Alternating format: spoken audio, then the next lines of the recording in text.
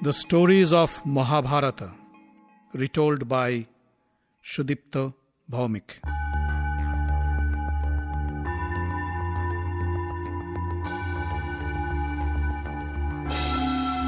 Welcome, dear friends, to another episode of The Stories of Mahabharata. In the last episode, we heard how Ashwatthama took his revenge by attacking the Pandava camp in the middle of the night and killed Drishtadumna and the 5 sons of Draupadi.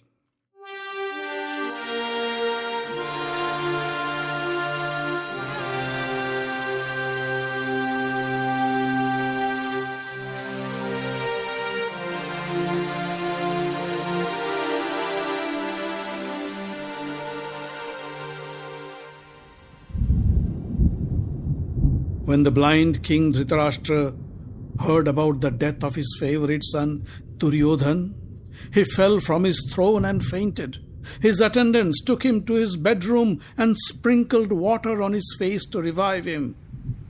Dhritarashtra woke up, and the moment he thought of his son's death, he fainted again. He woke up and began to cry. Sanjay stood next to him and said, "O king, please don't lament. It won't do you any good." Dhritarashtra lay on his bed and sobbed inconsolably. "I lost all my sons, my friends, my family. I have nobody left who can help me. I lie here powerless like an old bird with broken wings. I have no use for my life anymore." Hearing of Dhritarashtra's condition, Vidur came to see him. "Get up from your bed, Dhritarashtra.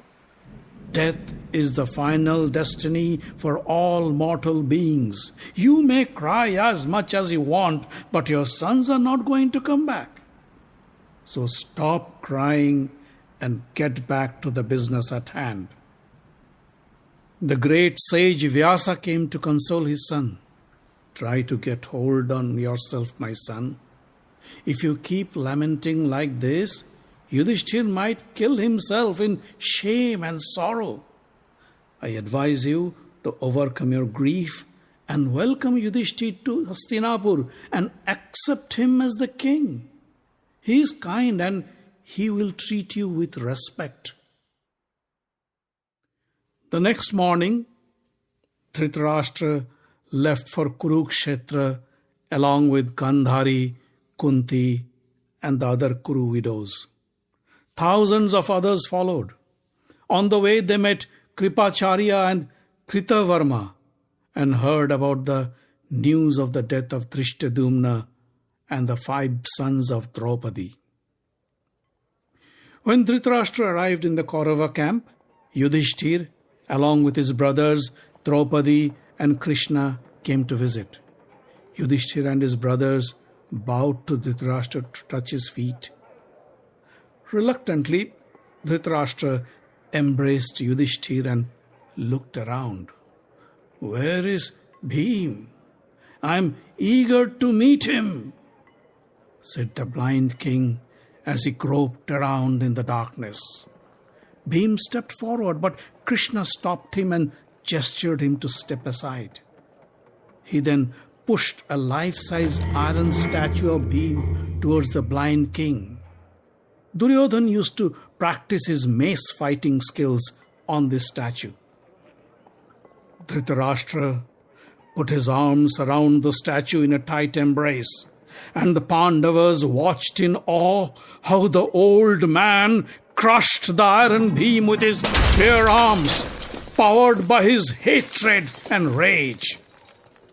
As the statue shattered into pieces and fell to the ground, Dhritarashtra was filled with remorse. Oh, what have I done?" cried the old king. "I have killed my beloved Bhim." Dhritarashtra dropped to his knees and covered his face to hide his shame. Krishna came forward and said, "O king, don't worry. You haven't killed Bhim. You have only destroyed his iron statue. Grief had distracted you from the path of dharma, and that's why you were motivated to kill Bhim. Remember, killing Bhim won't bring your sons back. You have studied the scriptures and are well versed in the laws of dharma. Why do you have to behave like this? When you had the opportunity, you didn't listen to my advice and gave your sons a free run. Now you are suffering for those poor decisions. Dhritarashtra sighed. You are right, Krishna. My blind love for my sons is the cause for my suffering. Bhim, I'm sorry for my behavior. Please come to me. I'd like to touch you. My sons are all dead. Now, Pandu's sons are my sons. Dhritarashtra embraced Bhim and kissed his forehead to bless him. The Pandavas then proceeded to meet Gandhari. Gandhari, with her blindfold on, was fuming. Before Yudhishthir could meet Gandhari, the great sage Vyasa appeared. He knew that Gandhari won't be able to control her anger and her wrath would be too much for Yudhishthir to handle. He stood next to Gandhari and said, My dear Gandhari, you shouldn't express your anger towards the Pandavas. During the war, whenever Duryodhan came to you and asked for your blessings, you'd say, Let victory come to those who follow the path of dharma. That's what has happened. And your blessings have come true. The Pandavas have always followed the right path, and that's why they won. You must control your anger and pardon them. Gandhari knew the Pandavas were in the room with her. She turned towards them and said, My lord, I know my sons are responsible for their loss. Their greed and arrogance caused their downfall. But I can't say the Pandavas have always followed the right path either. Bhim struck Duryodhan below the navel, and that too in the presence of Krishna. How is that right by any law? Bhim stepped forward and said, I know what I did was wrong, but I did it only in self-defense. I pray you forgive me. Let me also remind you, it was your sons who defeated Yudhishthir in an unfair game of dice and refused to give his kingdom back, even after we completed our time in exile. It was your sons who dragged Draupadi into the court and humiliated her in front of everybody. Duryodhan patted his thighs and made lurid suggestions to Draupadi. It was then that I promised to break Duryodhan's thighs, and that's what I did. Now that he is dead, we have no animosity towards anybody in the Kuru dynasty. You killed my son Dusashan mercilessly and drank his blood. No human can perform such a horrendous act. How do you justify that? Bhim knelt in front of Gandhari. Mother, trust me. I did not drink Dusashan's blood. Dusashan is my brother, and his blood is my own blood. How can I drink my own blood? Yes, the blood touched my lips and teeth, but I didn't swallow a single drop.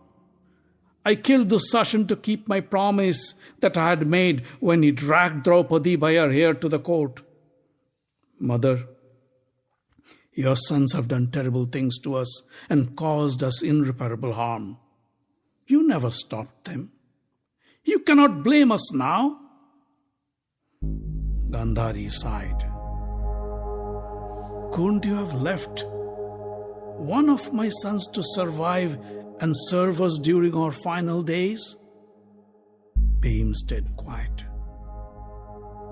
Gandhari turned away from Bhim and asked, "Where is Yudhishthir?" Yudhishthir was trembling like a leaf. He touched Gandhari's feet. "Mother, here I am, the killer of your sons. Punish me." Overcome with rage, Gandhari couldn't say a word. She stayed silent and tried to control her anger. Through the bottom of her blindfold, her eyes fell upon Yudhishthir's fingertips, and instantly his nails turned black. Yudhishthir cried out in pain and retracted his hands. Gandhari felt bad that she hadn't been able to control herself and inadvertently caused harm to Yudhishthir. She pulled Yudhishthir close and embraced him. She called Bhim, Arjun, Nakul, Sahadev and Draupadi and embraced them all. Krishna stood on the side and sighed in relief. Gandhari, Dhritarashtra and the other women then went to visit the Kurukshetra battlefield. The macabre scene of the battlefield, with dead bodies and body parts strewn all around, the ghastly scenes of dogs and vultures fighting to devour the flesh of humans and animals was too much for the women folk to handle. Many fainted, others cried out loud and ran to search for the bodies of their loved ones. Gandhari, though blindfolded, could see the battleground with her inner eye. She said, "Krishna, I can see my beloved son Duryodhan lying dead in a pool of blood with his mace in his hand. I can see my daughters-in-law frantically searching for their husbands. Can you listen to their wails, Krishna? There I see Karna's wife lying unconscious next to her husband's half-eaten body. I see Uttara sitting next to Abhimanyu's body and caressing him. I see Dushala crying like a mad woman and running around, searching for Jayadratha's head. So much pain, so much destruction. Tell me, Krishna, tell me, why did you let this happen? If you wanted, you could have stopped this destruction, the destruction of my family." Krishna didn't answer. Gandhari continued, "I curse you, Krishna. Just as you caused the destruction of my family, you will also cause the destruction of your family, of your clan. For 36 long years, you will live alone without any friends or family and then die a dishonorable death." Krishna smiled.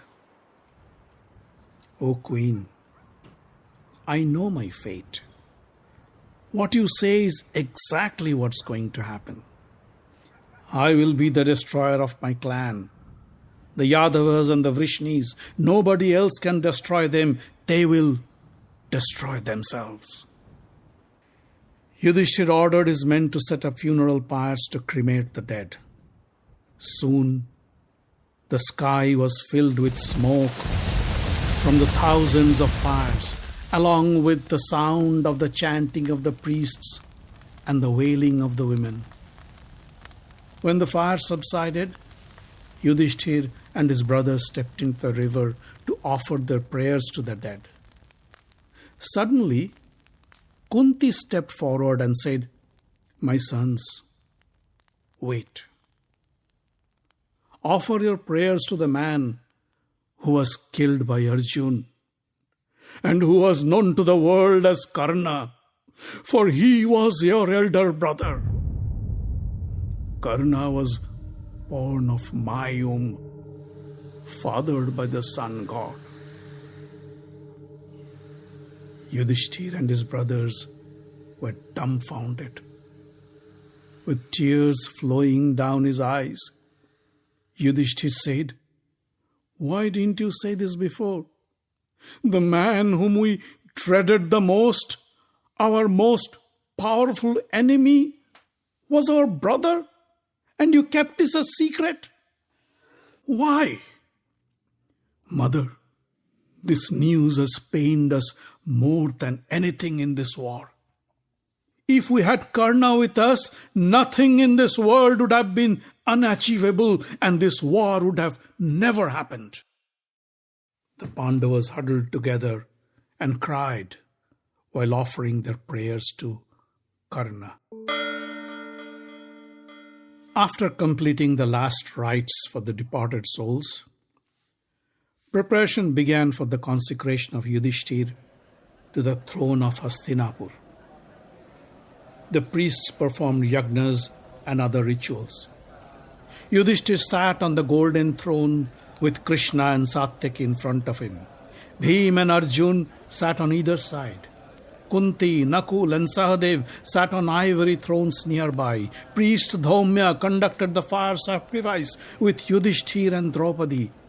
Krishna poured holy water from his Panchajanya conch shell. Musicians played songs in praise of Yudhishthir and the Pandavas. The people of Hastinapur poured in to witness the celebration and hailed Yudhishthir as the king of Hastinapur.